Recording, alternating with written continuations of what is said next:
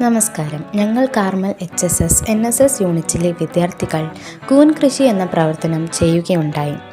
കൂൺ കൃഷി എന്ന പ്രവർത്തനത്തിന് പല ഗുണങ്ങളുമുണ്ട്.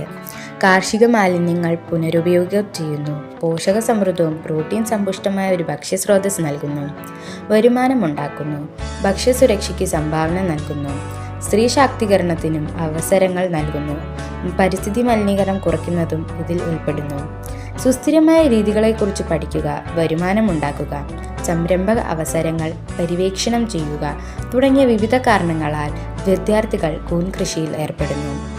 കാർഷിക മാലിന്യങ്ങൾ ഉപയോഗപ്പെടുന്നതും സുസ്ഥിര പോഷകസമൃദ്ധമായ ഒരു ഭക്ഷ്യസ്രോതസ് നൽകുന്നതിനും വിദ്യാർത്ഥികൾക്കും പ്രാദേശിക സമൂഹങ്ങൾക്കും വരുമാന മാർഗമായി പോലും കൂൺ കൃഷി പ്രവർത്തിക്കുന്നു. വൈക്കോൽ, മരക്കഷ്ണം, ചാണകം തുടങ്ങിയ വിവിധ ജൈവ വസ്തുക്കളിൽ നിന്നുണ്ടാക്കുന്ന കമ്പോസ്റ്റിലാണ് സാധാരണയായി കൂൺ വളർത്തുന്നത്.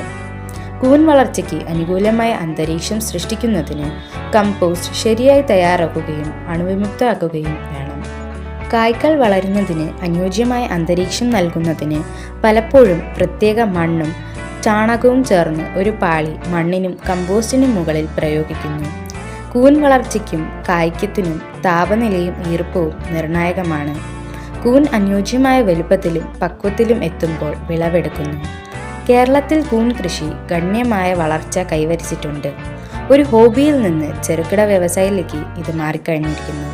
ഈ പ്രവർത്തനത്തിലൂടെ നമുക്ക് കൂൺ കൃഷിയെക്കുറിച്ച് പുതിയ അനുഭവങ്ങളും വിവരങ്ങളും മനസ്സിലാക്കാൻ സാധിച്ചു. ഈ പ്രവൃത്തി സമൂഹത്തിലും പ്രകൃതിയിലും ഒരു വലിയ സ്ഥാനം തന്നെ കൈവരിച്ചിട്ടുണ്ട്. നന്ദി.